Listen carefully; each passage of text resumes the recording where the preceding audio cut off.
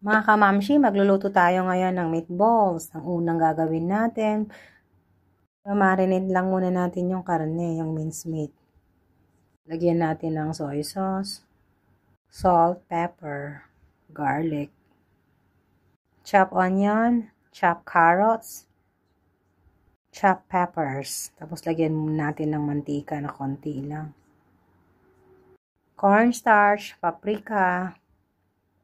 Mix lang natin at saka mag-shape na tayo ng meatballs. Gawa muna tayo ng bula-bula. Ayan, bula-bulain natin yan lahat. Ha ha ha. Bulain lang natin at saka ilalagay natin sa container.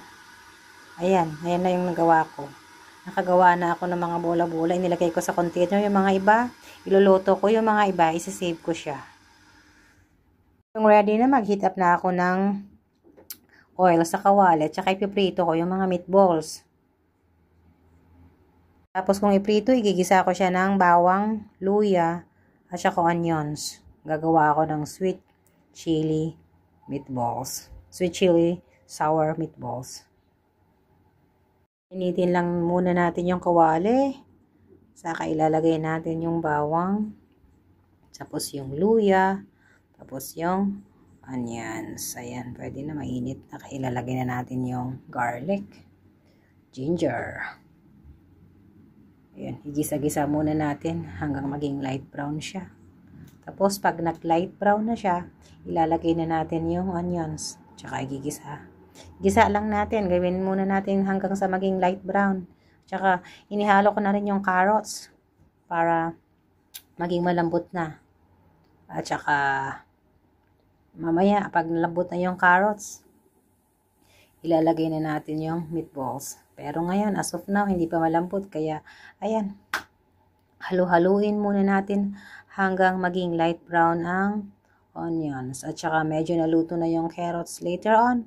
Pwede na nating ilalagay yung ginawa nating meatballs.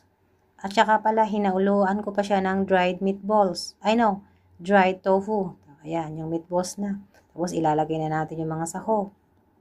Yung soy sauce. Dark soy sauce.